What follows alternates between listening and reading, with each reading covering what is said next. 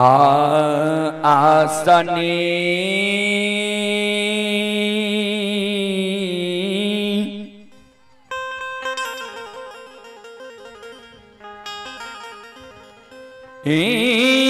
निपई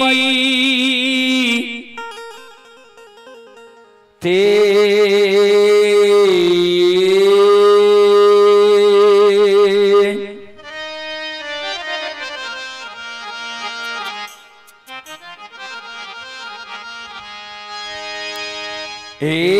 ये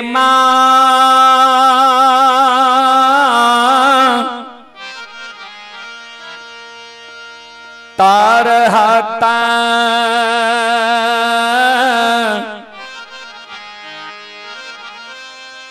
ही लई मैया ये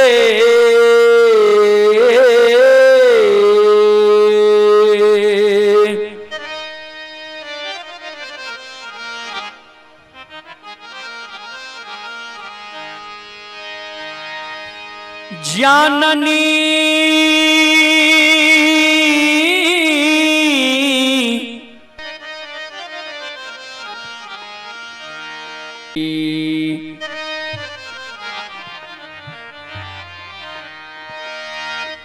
जननी ये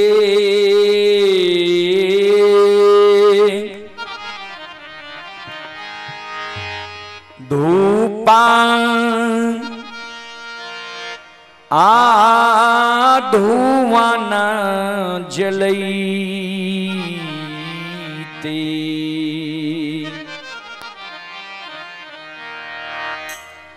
चुटकी जान आललई से तैयो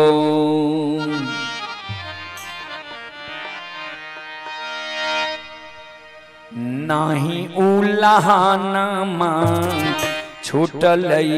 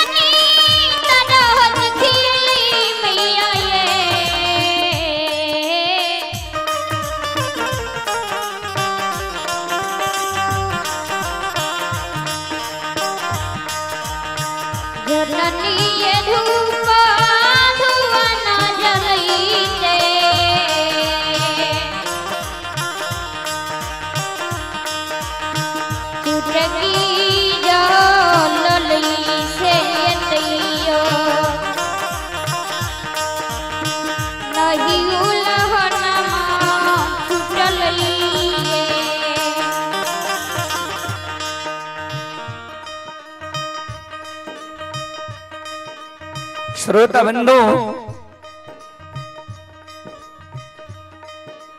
ध्यान देवे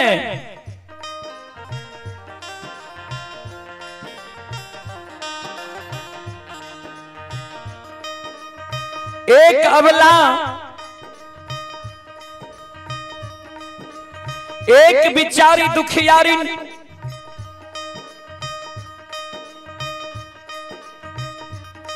एक बांझी मां जगत जननी जगदम्बे भवानी आदि शक्ति भगवती के गह्वर के उसार पर जाकर दोनों कर जोड़ के मां जगत जननी जगदम्बे भवानी आदि शक्ति भगवती से अर्जी करे, विनती करे, अपन कष्ट और दुख मां जगत जननी के सुनावे जी मां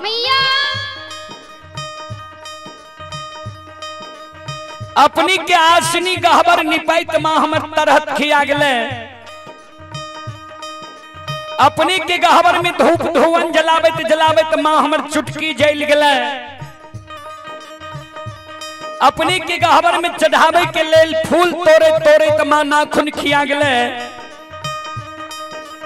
अपने के गहवर में प्रतिदिन सांझ दैत दैत माँ प्रत्येक साड़ी के आंचल जल गए।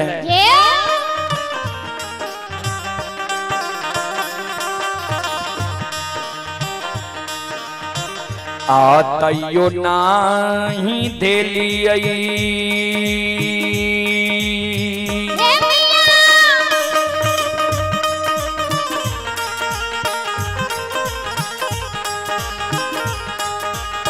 हे ये माँ गोदी में लाला न माये।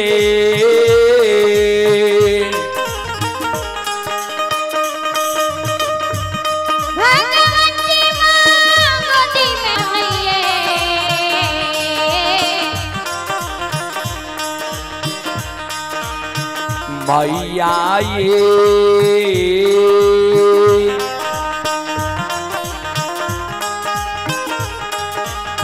हमारा बनलिया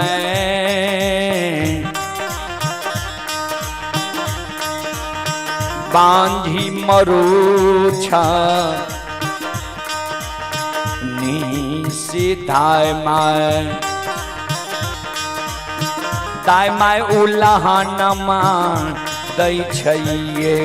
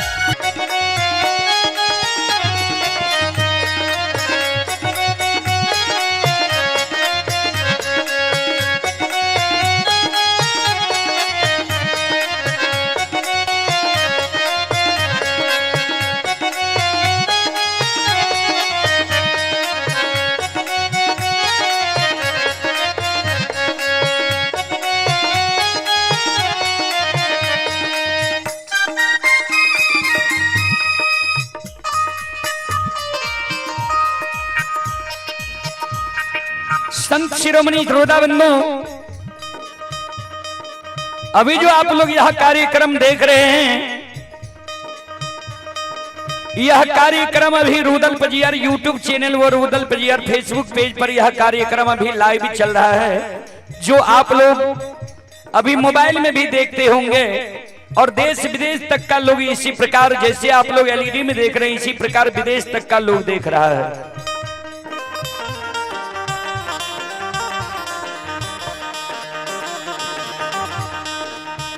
संत शिरोमणि द्रोडाबंधो बिचारी दुखियारी नवला माँ जगत जननी के गहबर के ओसार पर जार बेजार कौने आंख से आंसू बिचारी दुखियारी के माँ जगत जननी के गहबर के ओसार पर गिरे।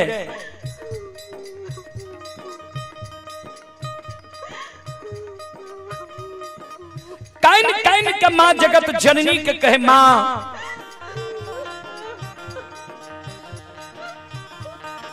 हमरा जे कोई से एगो बेटा बेटी पुत्र पुत्री संतान नहीं दिलिए वही कारण नगर समाज के साथ ननंद गोतनी पर उपराग दिए हमर नाम बांधी राख नहीं है दाय माई के दुल्हन उपराग माँ हम सह ले छी लेकिन इस समाज में के खेलत देखे छिए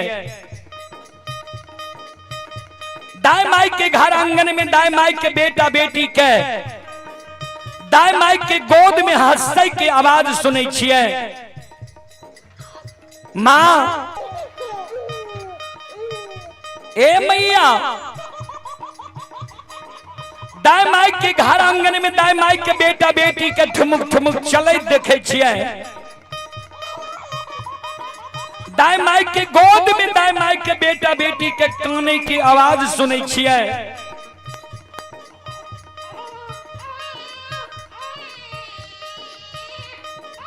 वो आवाज सुन के हमर हिया सालैया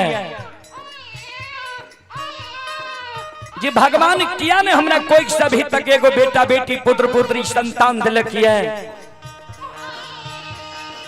हमरो कोई से जब भगवान एगो बेटा बेटी पुत्र पुत्री संतान देती है हम कोई के जन्मल बेटा बेटी के गोद में खेले तो हमरो अभिलाषा पूर्ण होती है। ए माँ ए मैया ए जगत जननी माँ